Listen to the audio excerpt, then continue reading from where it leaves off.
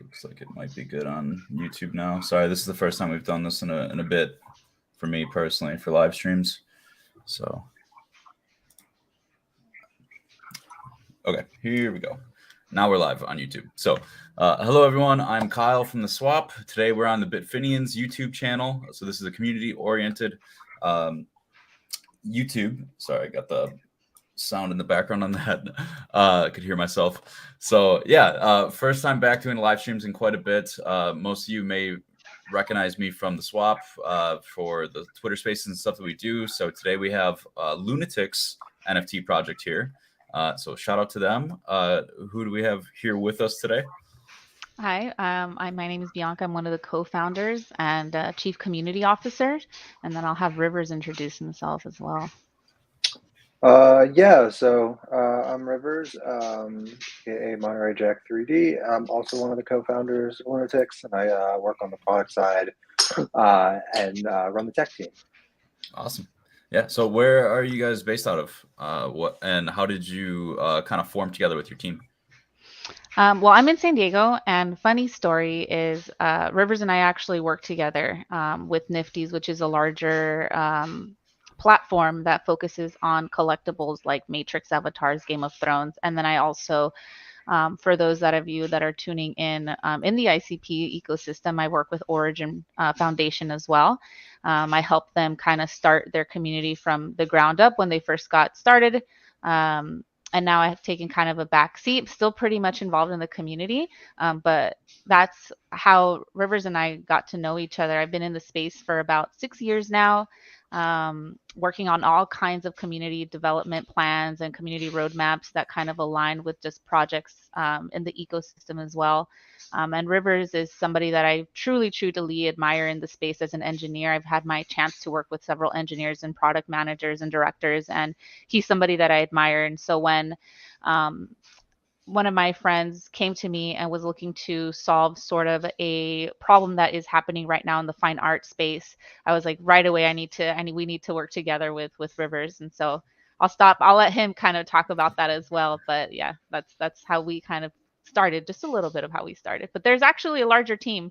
This is us just two here, but we also have a technology lead who manages a lot of the community activations that we have. We obviously have our graphic designer and lead artist, Christopher Lizarraga, who's actually signed with the House of Fine Art. Really interesting stuff. So if you guys, they have a base in LA and also in Europe. And then we have our CMO as well. And just we have a bigger team, but this is kind of the two faces you get today. Yeah, no, that makes sense. And how big would you say the team is? Like it's like over 10, under 10, like for size? Under 10, yeah. Under 10, over 5. I'm trying to think if I'm forgetting anybody. And Rivers, where are you from? So I'm from Atlanta, Georgia, but I live in Chattanooga, Tennessee, so just a little bit north of there. So on the East Coast.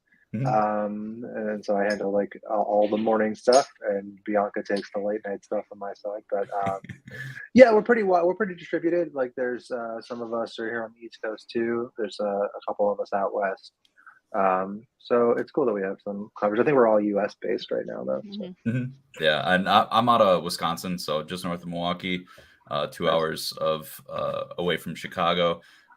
But yeah, it seems like most of the time, like when I'm networking and like getting to meet more teams, seems like there's a lot of UK based, like where we're from on the IC. And I'm sure Bianca, you're kind of familiar with how people are, located for Origin and all that.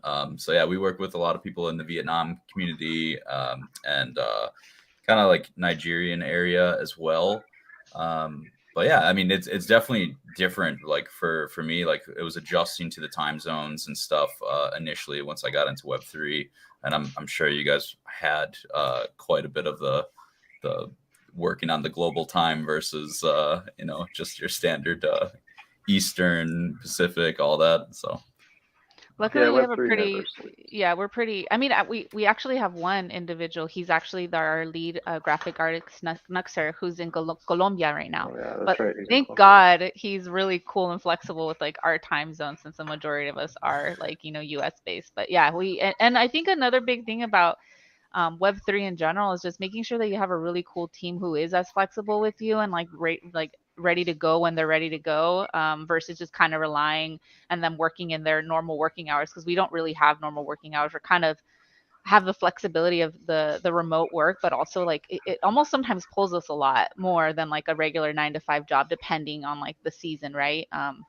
But yeah, our team is awesome, so I can't complain. Yeah, definitely looking to get to know you guys more. And I believe I saw that you guys were at NFT NYC. I didn't get to see your team there personally, but could you kind of describe like what your experience was with that, or if you have any other upcoming conferences that you might be attending? So Nifty's has in the past, which is like our regular day job, has been part of NYC, NFT NYC last year. And then Origin Protocol, who's one of our partners with Lunatics, was at NFT NYC. We didn't get a chance to go this year as a team, but we definitely had like our partners and maybe individuals who went to that. And we have some of the engineers who've like gone to the Beeple and like ETH, and so we have a bunch of those conferences for sure.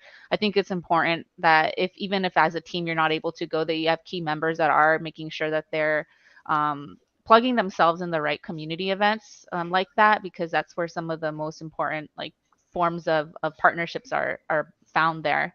Right. Luckily, we also have Twitter Spaces as well that kind of acts as that too, and that's a lot where you'll find us like here as well, being interviewed on lives. But Twitter Spaces is also where you will constantly find either one of us or the entire team for sure. Yeah, I think Awesome. we're setting up a couple of live activations to kind of piggyback on that. One we're working on doing actually in like to coincide with our lead artist Christopher's solo exhibit. So he's doing like a solo exhibit, like you said. He's a Hofa artist. He's got his first, like, I think it's his first, maybe second solo exhibit. I don't know. I'm not a doctor. But also we want to be in Art Basel in Miami this year in December, Yeah. and do something down there as well.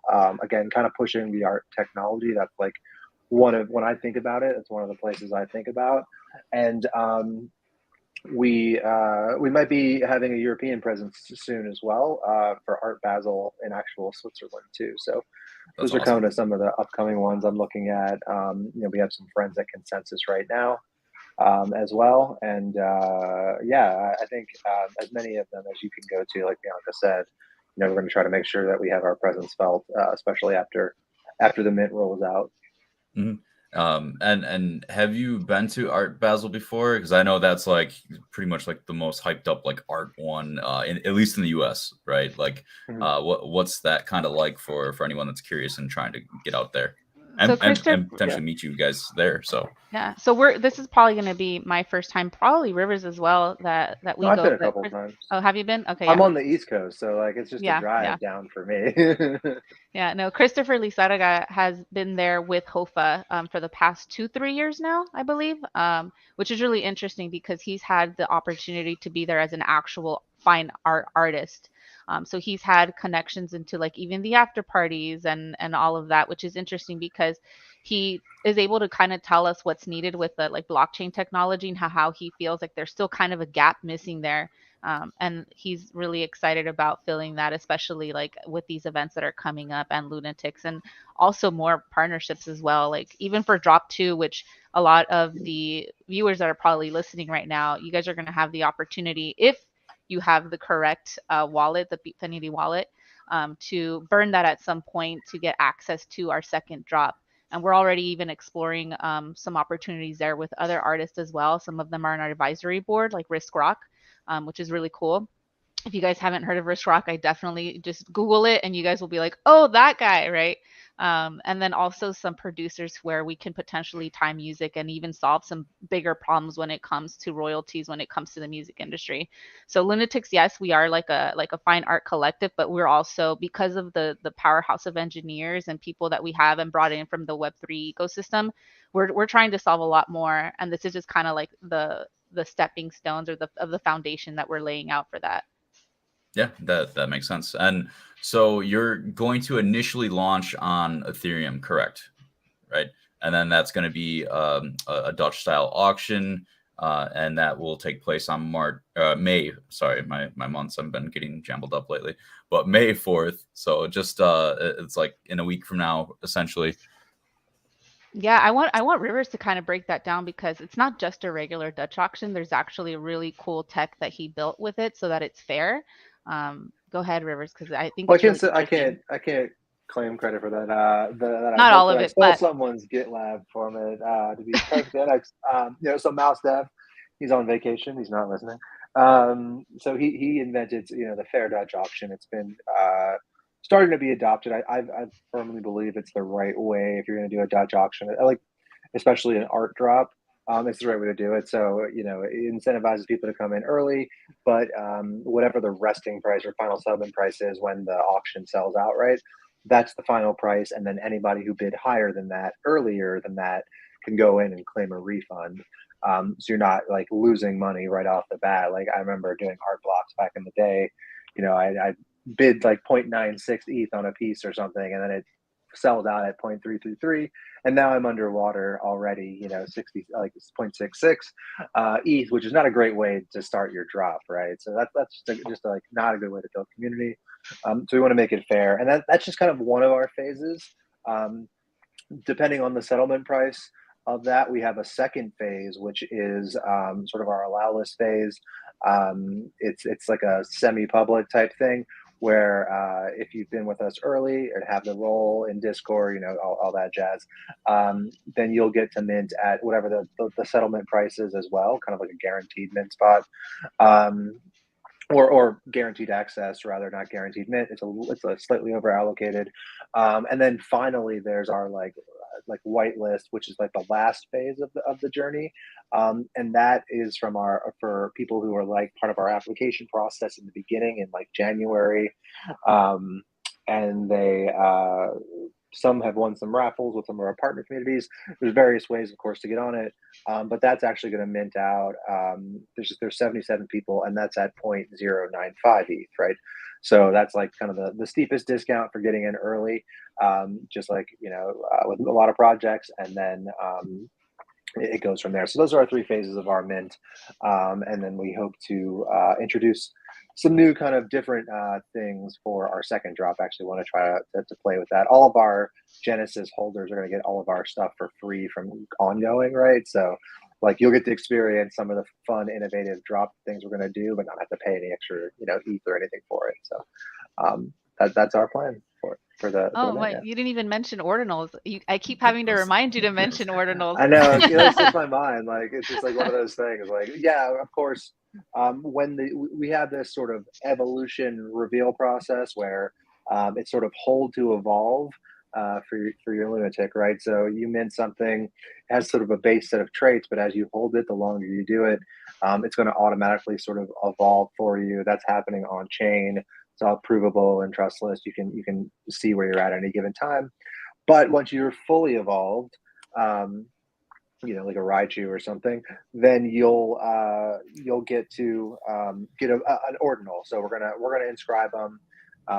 We'll pay all the costs. The project's gonna pay all the costs for inscription, all that stuff. We'll help you get set up with an ordinal wallet if you don't have one.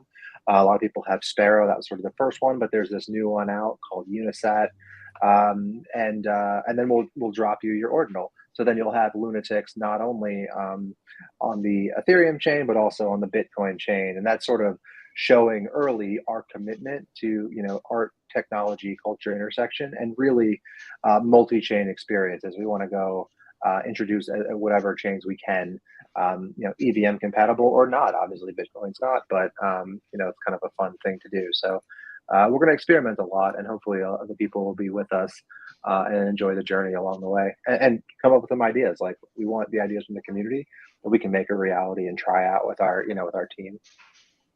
Yeah, yeah, it definitely is interesting with the Bitcoin ordinals. I feel like there's the Bitcoin maxis that are still like iffy on it, but then there's the ones that have been super excited for it, right? Like, just embracing it. And I've gotten to kind of talk with Bionic Marketplace about it, like in their experience with it, and it's like the perfect mixture of all the NFT groups kind of coming and colliding into the same space. So I can imagine that you're very excited to test out the inscription process. And I was just kind of curious if you had an ideal like marketplace that you plan to kind of bring the ordinals to, or if you kind of plan to bring it to your own minting like page. Yeah, there's a marketplace that I have in mind. I'm currently blanking on it, that we're going to use for ordinals. Let me get back to you on it. I have it like in my links. I'm like going through them right Yeah, now. no worries. It's all like newer stuff. So It won't be a so Google many sheet names. though. It won't be a Google sheet like a lot of places. And we will, we Bianca always likes when we get to plug our partners. We are partnering with Origin. They do Origin Story. They do an amazing like marketplace UI. I do want to work with them to see if we can put the ordinals on that as well, and sort of have our own marketplace, branded marketplace, lower fees, all that stuff, and more control to our holders. But yeah, I will respond back with the Bitcoin ordinals marketplace before the end of it.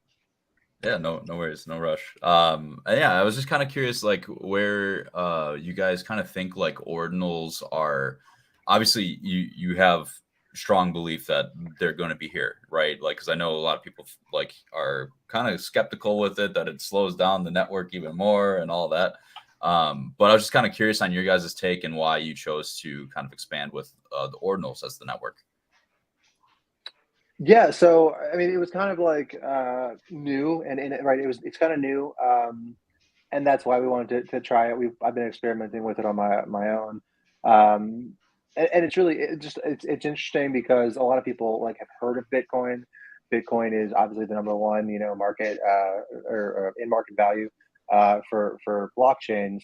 So it just felt like a natural fit to kind of talk about it's like a chain that everybody has heard of and sort of do some things there when it was sort of popular. I think there have been over 2 million inscriptions so far, something like that. So, and anything we can do to bloat the Bitcoin network so people use Ethereum or other better chains instead, we'll do our part for that as well. And I think we're going to use Magic Eden, by Self-sabotage the all way. of it. Okay, I yeah, think we'll just set up on Magic Eden. Like I was thinking of a different one of those other ones, but I forgot Magic Eden launched theirs already. We might as well just use that because it's like one of the biggest ones. yeah, that makes sense. Yeah, liquidity's there. I mean, and that's I guess like the biggest argument towards like going to Bitcoin and BRC20 and all that, just because that's where the liquidity really is at the end of the day. There's True. really argument there.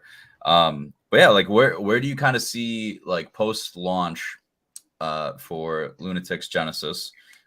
Where do you kind of see like the next like 6 months phase for the team and what people can kind of expect and break down from there? Oh, that's probably the best part about Lunatics. You just came up with a new protocol actually, Rivers, right? With the actual prints and even using NFC chips that can verify our collection. And I would love for you to talk about that because it's actually something new that we haven't really even talked about fully. But that's part of our staking reward system that we have and unlocking of a bunch of different things, even some fine art, pieces itself and sketches from like very notable fine art artists. Like Retna was one of them, who's actually collaborated with Christopher Lizarraga. And for those of you that are like Padres fans, I'm from San Diego, so obviously I am.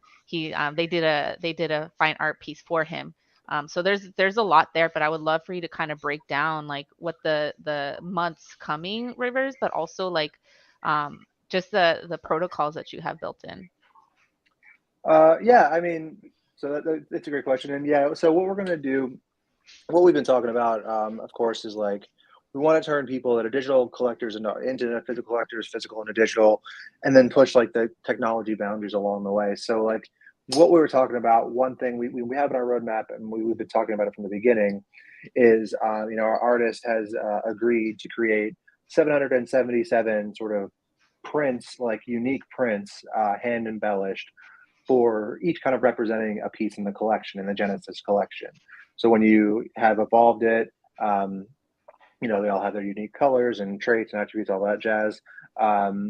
It'll keep kind of gaining this like point system that we're doing, this on-chain sort of non-transferable ERC20 point system that we're doing. But eventually you'll be able to cash those in for a print, right? Again, a free print type thing. Those prints, we're going to have our new kind of provenance protocol embedded in them. So we're going to have like stickers with some NFC chips.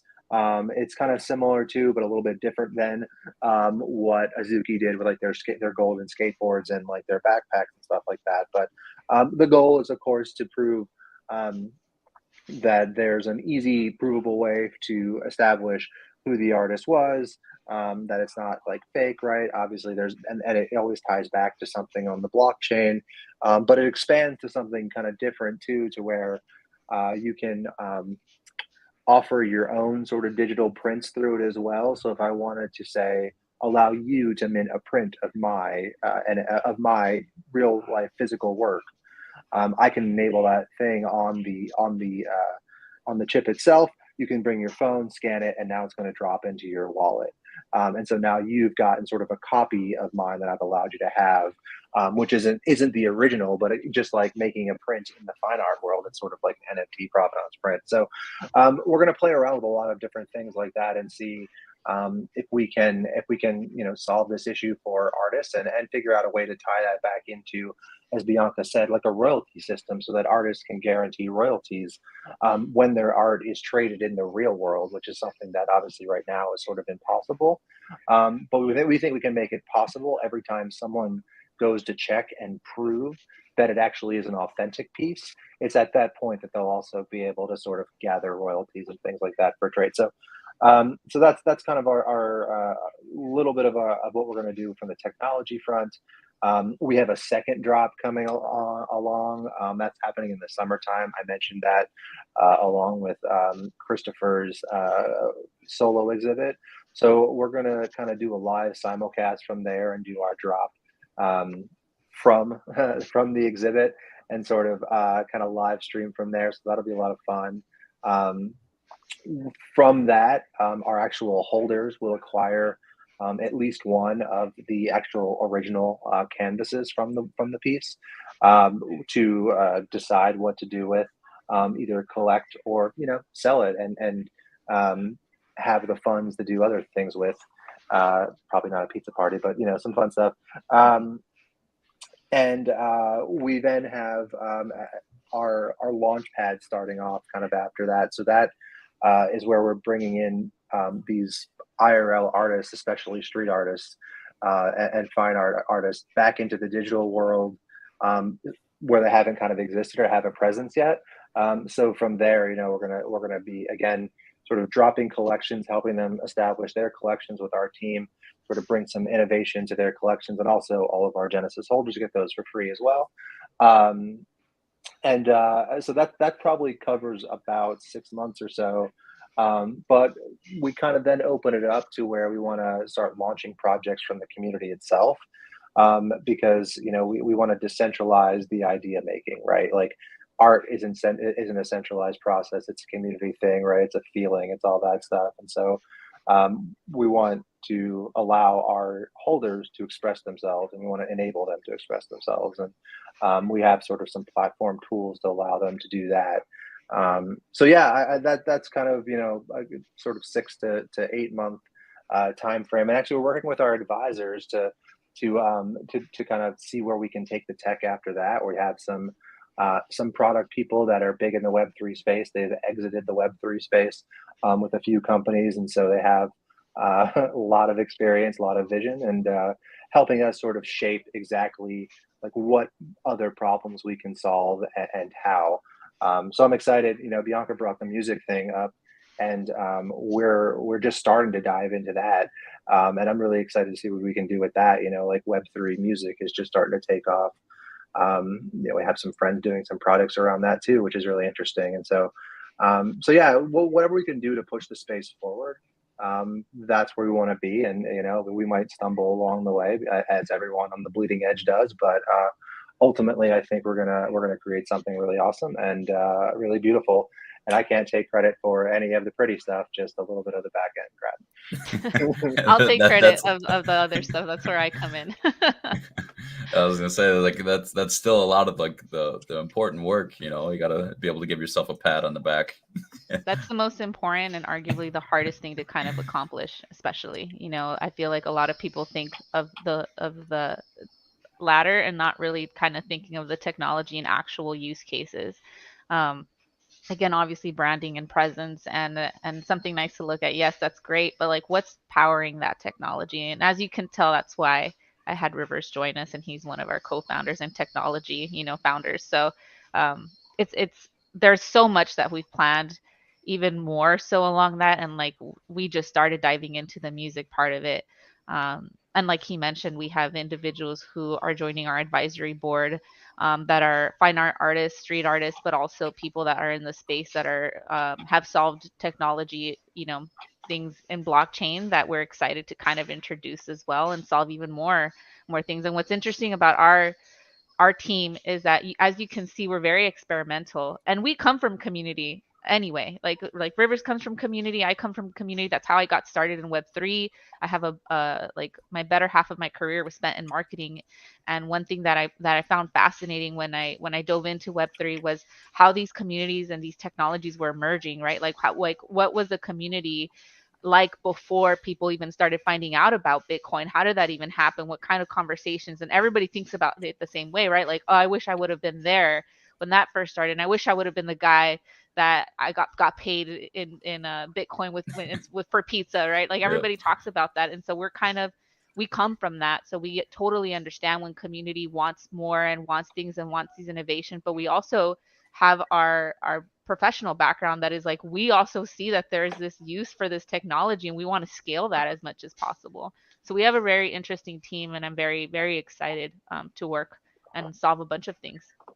Yeah, it's always fascinating, like hearing like the background of how people kind of got together and how these communities get formed and stuff. And kind of like an area where my first experience with Bitcoin was actually in high school. So like 2011, I was like mining it with my buddies, right? And we didn't think anything. We were like, well, you can mine, you can get a coin. Okay, cool. Like, and all of a sudden, like years later, like after we stopped, all of a sudden we figure out Bitcoin's like $3,000. Like, where the hell is this program? Like, like where do we store all this?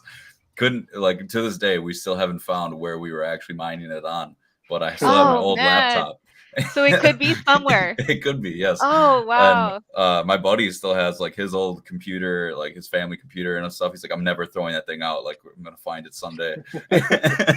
So like it's just crazy. The next like story that everybody talks about. It's only like one or two, if that, but still, like that's a lot. Like, not nothing, that's for sure. Exactly. So hopefully if someday, knock on wood, that like that can appear. But it's just kind of funny, like seeing how like things have progressed over the years, how communities form, people get their experience in Web3 and ultimately form these strong bonds in these communities.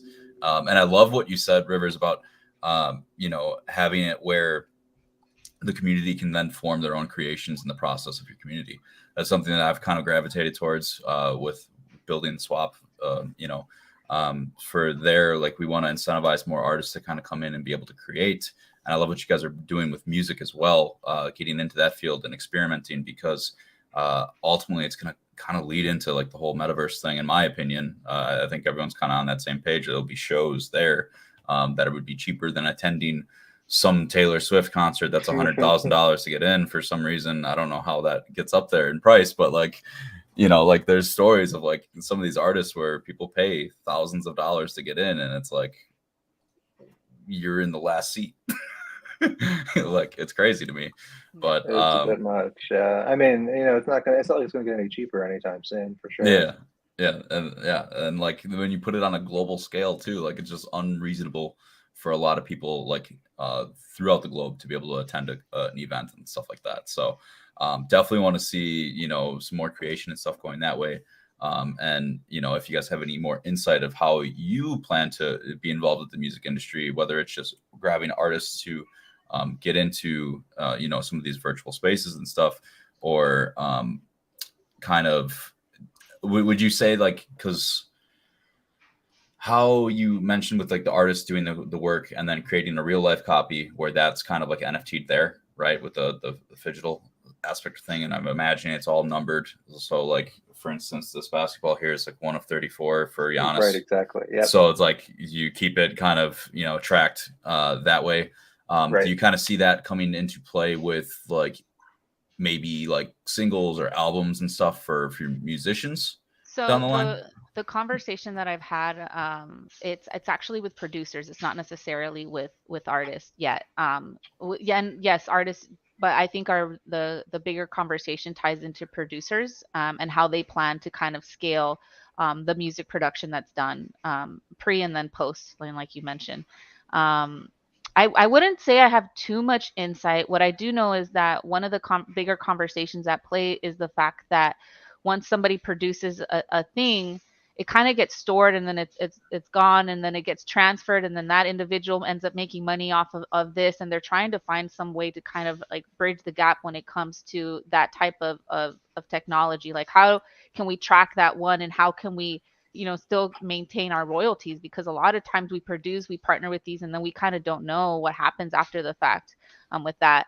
And then there's obviously individuals, like you mentioned, the metaverse play, who like want to produce these tracks on chain, and then also being able to have a metaverse play in there where, like you mentioned, if you think about the global economy, if you make over 30 grand, you're part of the 1%. If you think about the entire world, so very like aligned with what you said, where not everybody has access to join a Taylor Swift concert, but probably somebody can join it on YouTube or whatever. That's why you have a lot of live streams that go viral, et cetera, or even TikTok live streams, because individuals want and crave that because they don't have access to it. And so there's a bigger conversation there, and Rivers and I are trying to find a way on how we can kind of tie everything together while also making sure that artists are being protected at the end of the day, because this is about protecting the artists themselves. So yeah, but I can't give you too much insight out of that because we're still in the very beginning part of it. So this is kind of alpha really for you guys.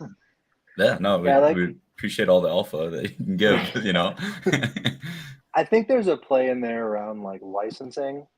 Like what building on what Bianca said, like as I think about it, like, metaverse, right? If I'm going, let's say you want to use my song in some part of your metaverse, like an act, like you're building a game and you need some music for your game, right? Well, there has to be a way to get that music in there and in some digital form. And if it's easily like distributable in a format that is compatible with the gaming metaverse, that makes it a lot easier for me to plug it into, right? Like me trying to API it from, say, Spotify might be really complex. There might not be a DApp for that or something. But if it's just me calling media on another NFT, or even just plugging in like an NFT into my contract or something like that, maybe that's something easy. And then, as I start to think about licensing, I think NFTs can self-destruct if you want them to. And so there can be a way to license something for a finite period of time and then guarantee no more access to it unless, they keep paying the bill or something like that, right? So there's a lot, I believe that like we haven't explored what we can do with smart contract technology. But certainly, like, people like Ticketmaster don't need to exist. They're actually getting into Web3 because they realize that if they don't, they're going to get put out of business by it. Yeah. But there's a lot of like, legacy kind of industries, especially, we're talking about in the artistic space, that have lots of problems that we believe can be solved through kind of, powering the people with the ownership, not having centralized entities do it. And so those are kind of the interesting things that I like to explore and what, we're crazy enough to do, hence the name Lunatics. That's not really where it came from, but yeah, kind of built on it anyway. Yeah, definitely makes it more fun when you be like, hey, Lunatics, like we're all here gathering for this event, like definitely like I had my first like really like experiences and stuff with like the conferences and stuff in New York, and I'm sure you guys probably heard like Taproots and all that with Ordinals, and they were all gathering in their wizard outfits in New York City, and like just like that's the stuff that people really crave, like when they're getting to know these people online for X amount of time, and all of a sudden you're gathering someplace, and it's just like a big icebreaker, like you get that you see someone dressed up like a funny wizard and all that, and it's just like, okay, cool, I can connect with this person, like there's just nothing to lose at that point. Right. So yeah, it's definitely interesting with the way that you mentioned, like with the smart contracts and how music can be used. One of the ways I kind of saw, I guess, in like our own vision with the Swop, because we'll be media based and kind of network and stuff with musicians as well, but we kind of see it where there could potentially be a ticket into a concert or a venue where someone that buys a general admission just randomly gets bumped up like last minute as they're attending the event, and they're front row in the pit or whatever, and they get to experience a once in a lifetime thing, because they found out, like. And the way that I see that it kind of needs to be done is that they find out as they get into the event that it happens, versus someone being able to scalp the ticket. Right. Right. That So makes like, sense. because like some people would just hijack the price and all that, and you still want to make it affordable and still fun for people to go and have that mystery of, getting that reward. But yeah, I mean, it's definitely an interesting space to get involved in, because no one really knows where it's going to head. I mean, so that right there, what you just said is a really cool thing. And that's actually really like not that hard to enable, right? Like we have things like Chainlink VRF that can do provable randomness. And maybe it's like you can make it to where it's like one of X people that get there, or maybe you always have a 1 in X chance. I mean, I like the former probably better. So maybe like 2 people get upgraded, right? And they can always highlight that at the arena. Certainly any arena can enable that with the technology and a good enough kind of team. And I think that's a really interesting use case, like you just brought up there. That's really cool. And yeah, I mean, like that seems like it would be something fun to solve. And then you can make it location based, so you can lock it down to where you can't only spin it, that you can't even hack the spin to where you have to be within, the ticketing area type thing for it, and lock that down. So yeah, I can't wait to see like what all comes out of blockchain technology here, like 10 years from now, right before the dot, I guess the dot XYZ bubble bursts. What all cool, crazy stuff we come up with.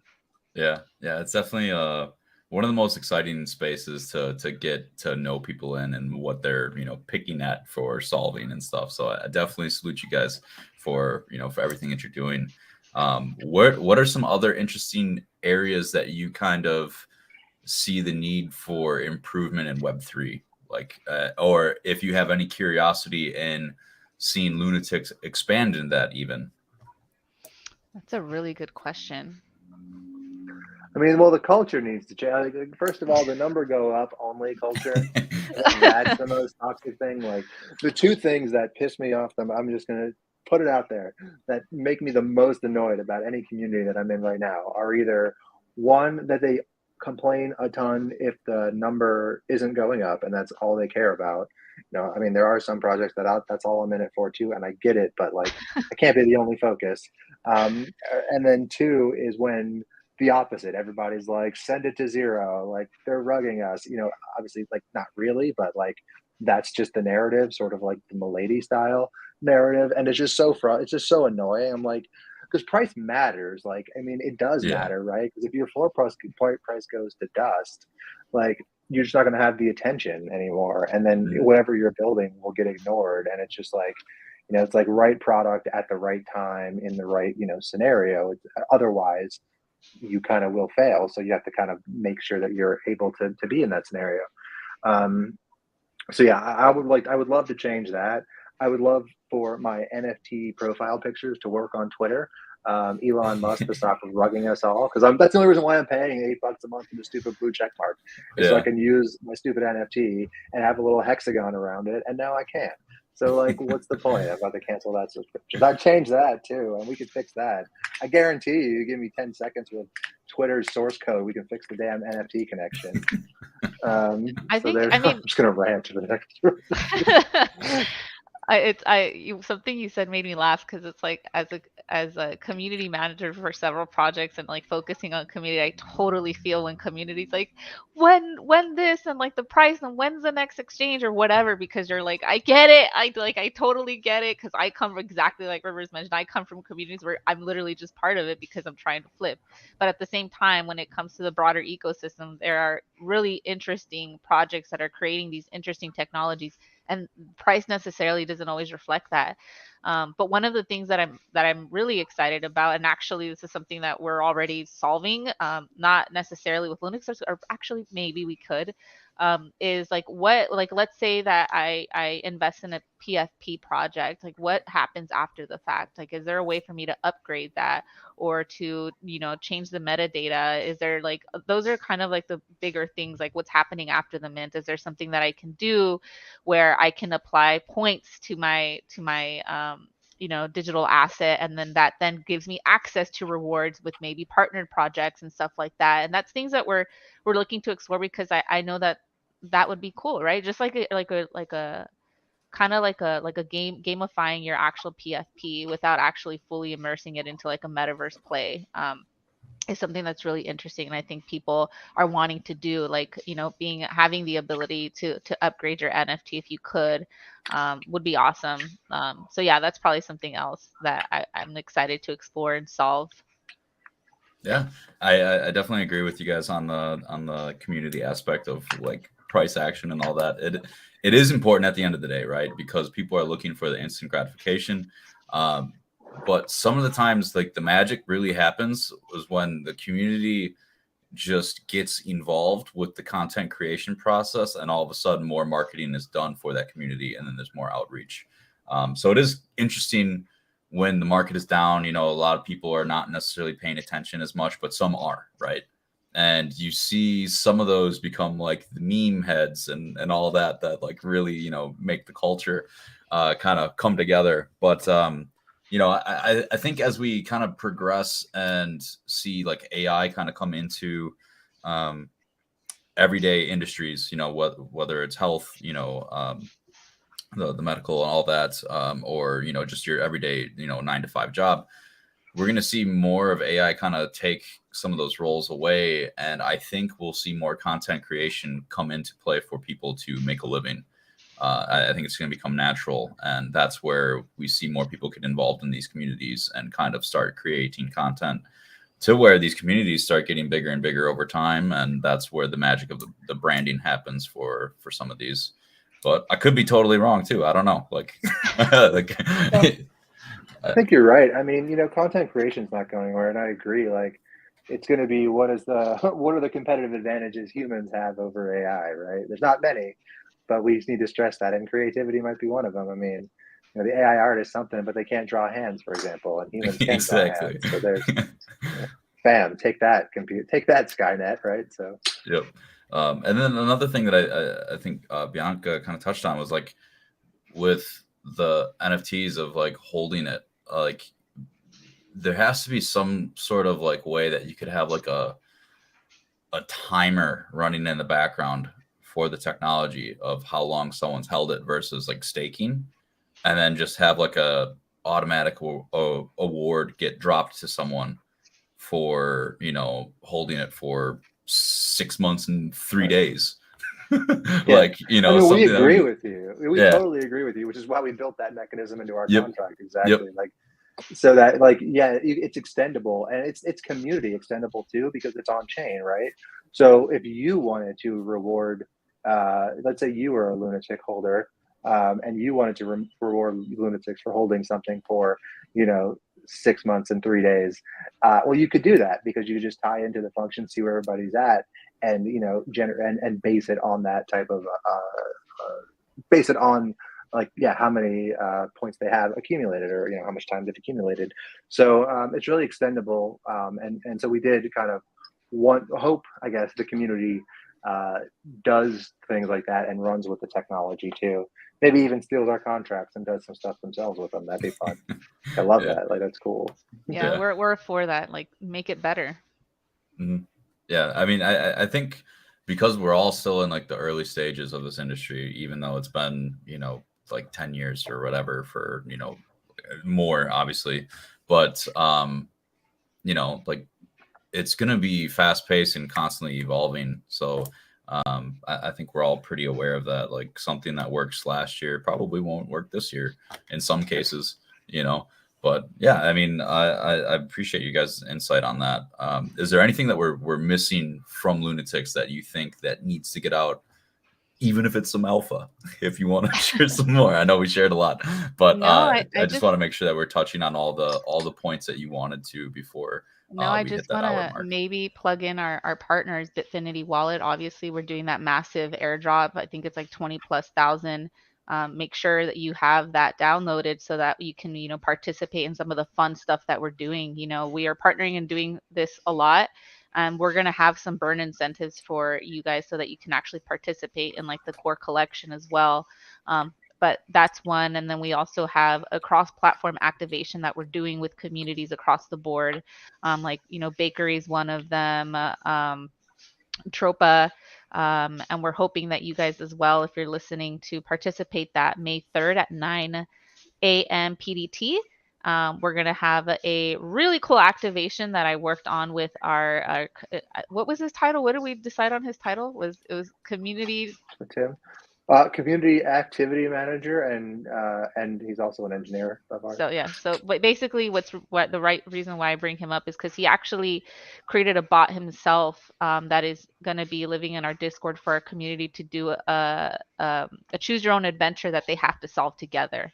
But it starts on Origin Protocol, not Origin Foundation, Origin Protocol, and you guys are going to have to try to solve a cipher.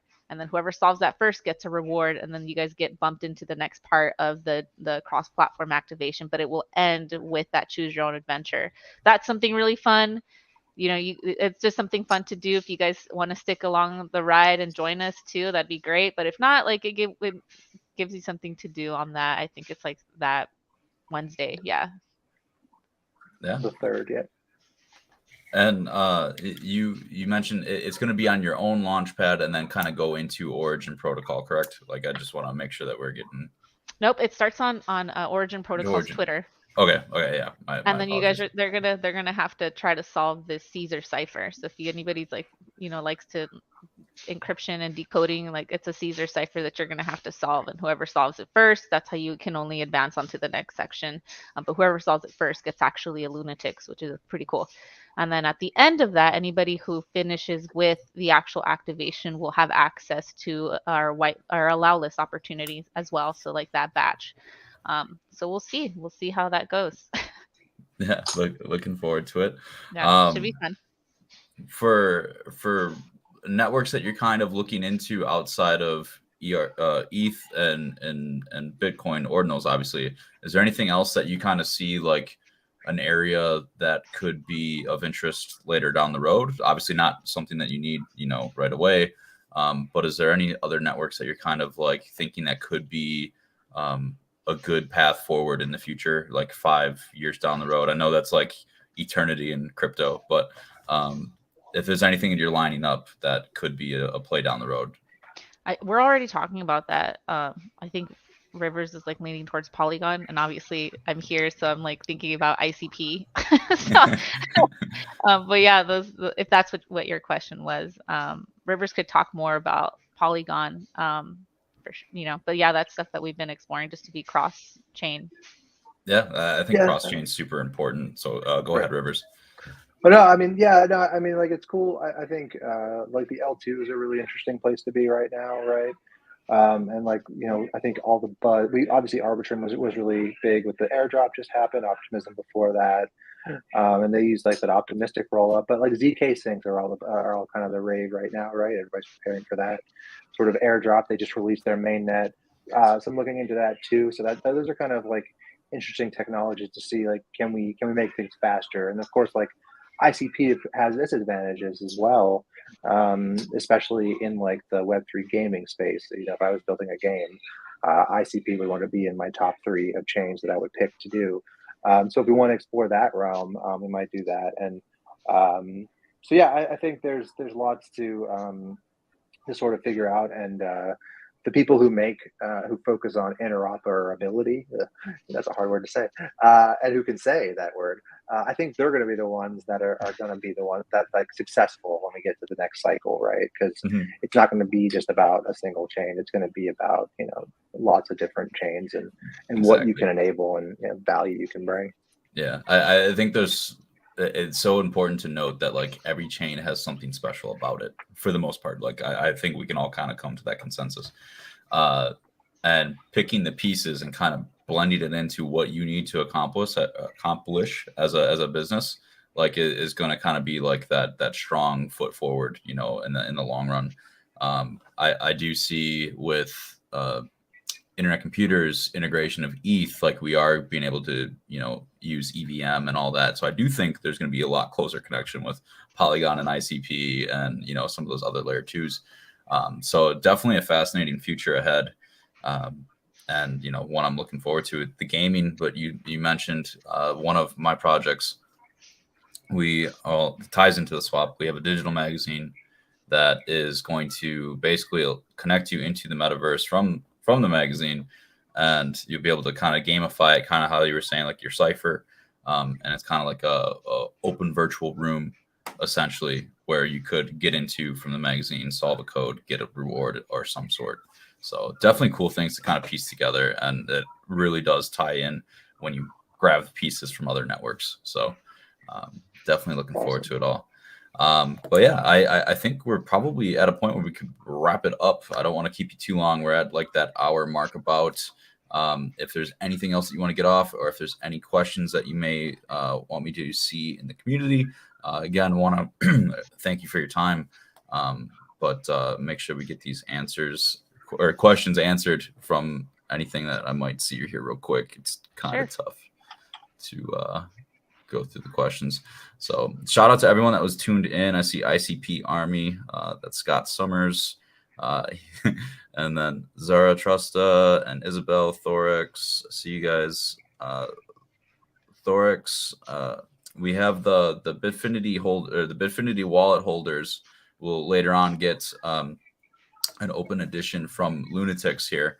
So make sure that you are a Bitfinity wallet user, and later on you'll be able to get one of the open editions. So, and then yeah, it looks like that might have been all the questions. Again, I want to appreciate. Thorough, so I'm not surprised. Yeah, no, there was a lot to discuss. A lot to discuss. Where's the best places to follow you guys? I know I have in the thread here for the YouTube link that Lunatics and, you know, your Twitter and your Linktree there. But best places to contact and reach out to Lunatics, would you say that is Twitter or a specific like area? Yeah, Twitter for sure. But if you want, if you don't want to go into like a void of an inbox that, you know, Twitter does sometimes, you can just open up a ticket in our Discord if there's like a partnership or something that you want to explore. We're all for collaboration, so feel free to reach out to us. Or if you just have a general question and want to reach out to the team, or if you just want to hang out with us, we chat on Discord. Rivers has a really cool Web3 forecast that he does all the time, which is really interesting, that the community loves. And he's very unfiltered on there. So if you like that, go there. Definitely. Yeah, definitely open to, you know, more community discussions and stuff with you guys, whether it's on another live stream like this or a swap space or wherever. Definitely enjoyed talking with you both and love your insights. We're open to it. We love it. Yeah, for sure. Yeah. So I'll end the stream here, unless you guys want to plug any more socials, your personal Twitters, anything. More than welcome to. So we're not special. Well, Rivers. No, I'm sure you guys will see us around. We're constantly hashtagging stuff, and like we're probably all follow the same people anyway. But you know, I think Miss Tech BM and Rivers is Monterey Jack 3D. Did I say that right? Mm-hmm. Yeah, perfect. So appreciate your time and enjoy the rest of your day, and have a good weekend. So thanks for having us. Appreciate it. Bye. Bye.